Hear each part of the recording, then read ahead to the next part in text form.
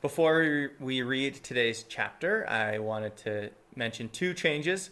I'm going to go back to using Snagit because I think the quality is a little bit better. You're able to follow along. And remember, the expectation is that you're trying your best to follow along while I'm reading. Listening is great, but listening and following along is even better. And then secondly, I keep forgetting to read the recipe, so I'm going to read it before we do our conversation. Okay. Fire! You're probably wondering what was going on with Uncle Jack through all this and thinking that in regards to nieces, it was just easy come, easy go to him, but not at all. He was fighting those Child Protective Services folks tooth and claw for me and calling constantly with progress reports. When we got up to Cole Harbor and checked into the motel, he was excited to give us the latest and raced to meet us for dinner at the girl on the red swing. Evie and Bert really liked the girl on the red swing. "Look, Bert, that's her," said Evie, pointing to the mannequin hanging from the trapeze in the middle of the restaurant. "That's the girl on the red swing." "That's probably why they named the restaurant that," said Bert. They both looked at me in awe. My. "You see," I whispered, elbowing Uncle Jack in the side, "tourists like this place. It's different." Miss Bowser had come over to our table to say hello to me. I introduced her to Evie and Bert, who were very impressed to meet a real chef, I could tell. "I saw a great recipe recently, air-dried beef and marinated lentils on radicchio, that I thought you might like to add to your menu, Miss Bowser," said Uncle Jack. "Nobody I know would order it, Mr. Dion," said Miss Bowser, staring stonily at Uncle Jack. "We're expecting a big tour influx, Miss Bowser," said Uncle Jack. "I hope they like waffles," said Miss Bowser. All the adults turned their gaze suddenly as Miss Honeycutt, who was dining out with her colleagues, approached our table. If looks could kill, there were 4 adults aiming right between her eyes. "Hello, Primrose," said Miss Honeycutt briskly. "Mr. Dion, introduce me to your foster parents, Primrose." I guess she didn't say hello to Miss Bowser because you don't talk to the help. I thought this was terrible, but just the way she had been raised. "We like to think of ourselves as just friends," said Evie. "I'm Evie, and this here's Bert." "Miss Honeycutt," said Miss Honeycutt, holding out her hand. "I think it's a rotten thing you did, sending this child so far from home," said Evie, standing up and looking Miss Honeycutt right in the midriff. "Nonsense," said Miss Honeycutt, not at all perturbed. "In the first place, I didn't send her anywhere. The province is in charge of that. She can't go on leaving pieces of herself all over town. A finger here, a toe there. I remember when I went to school, my first boarding school, Mumfries, in Wales, actually." Miss Honeycutt launched into one of her long anecdotes, this one about some cat who kept having accidents. "In the end, there was so little left of her that the mouse was stalking her. The mouse was stalking her!" We all sat silently while Miss Honeycutt guffawed. She stopped suddenly, flushed, flared her nostrils, raised one eyebrow, and got all brisk again. "Well, I was just going home. Goodbye, Primrose. Mr. Dion, charming to have met you, Evie and Bert." She turned and left to join her friends, who were paying the bill. Miss Bowser looked daggers at her, shrugged, and returned to the kitchen. Uncle Jack made a low sound in his throat, almost a growl. "She's got a lot of stories, doesn't she?" I said. The 3 of them looked at me in disbelief. "We think it's terrible what they done. Taking your niece from you," said Evie to Uncle Jack, while we waited for our food and played with our ice water and sugar packets and stuff.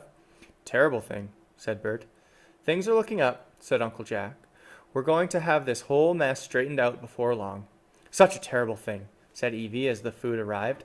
"And the poor tyke has to get used to a whole new school."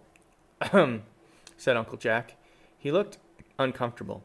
He was using all his persuasive powers to try to get me home as swiftly as possible, and I could see he was annoyed to be reminded that he hadn't had better luck. "I like these waffles. They're good under lasagna, don't you think, Bert?" said Evie. "I'm going to try this at home." I looked at Uncle Jack meaningly, but he looked as if he had other things on his mind. It sure was weird going to a motel with Evie and Bert and not to Uncle Jack's home with him. Evie and Bert wanted to drive by and see my house. You ought to see it in the spring, I said.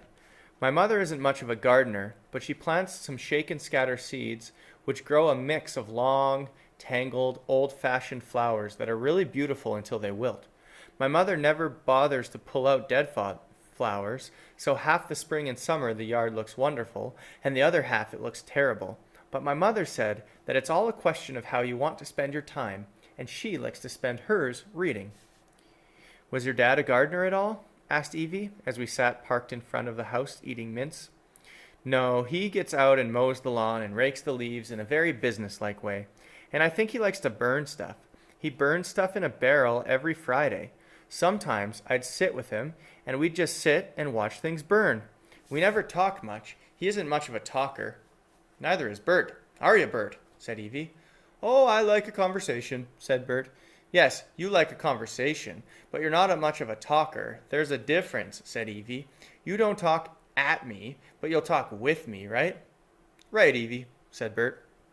The next morning, Uncle Jack took Evie and Bert and me on a tour of all the new townhouses and condominiums that had gone up.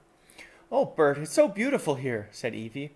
It sure is, Evie, said Bert. It reminds me of Nanaimo before the building boom. Are you thinking what I'm thinking? Said Evie. What are they thinking? That's how I ended up in Cole Harbor again. Of course, we went back to live in Nanaimo while Bert and Evie gave their house to a realtor to sell. Evie and Bert were so excited about moving for the first time in 25 years that I caught a little buzz from them and got all excited about our new town too, even though, technically speaking, it was my old town. Uncle Jack rented them a furnished unit until they sold their house and promised them the best deal he could on a townhouse in the same complex as Miss Honeycutt. If he kept giving away places like this, he was never going to make any money. Finally, Evie and Bert pulled a rental trailer full of personal items up to Cole Harbor, and we moved in. To celebrate, we went to the Girl on the Red Swing with Uncle Jack for pork chops, recipe to follow. We were just digging into our waffles when someone came running into the restaurant and yelled, "Fire!" Cherry pie pork chops. Preheat oven to 325 degrees. In a hot skillet, that same oven-proof one used for your shepherd's pie, put a little oil and drop in your pork chops so they sizzle and sear. Put some salt and pepper on them.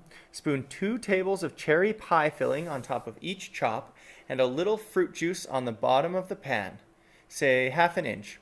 Pineapple is good. Cover the pan and bake for 1 hour. Take the chops out carefully so that the pie filling remains on top. Take some of the grease out of the pan, but not all of it, and add to the pan juices about a cup of sour cream. Put the sauce on the bottom of the plate and the chops on top of the sauce. That recipe sounds awesome. I liked that chapter. And yeah, really want those pork chops. Your reader's response today is a character analysis. Characters are people in novels, books, plays, or movies. So choose one of the characters from this chapter and describe them. What do they like? What do they care about? What are their defining qualities? What do you think of them? You don't have to answer all 4 of these questions, but these questions might help you in your description of a character. If your description is longer than a few sentences, maybe you do that in a document and then you just link that doc to me. Or you can write the whole thing in a comment. That's fine too. Have fun.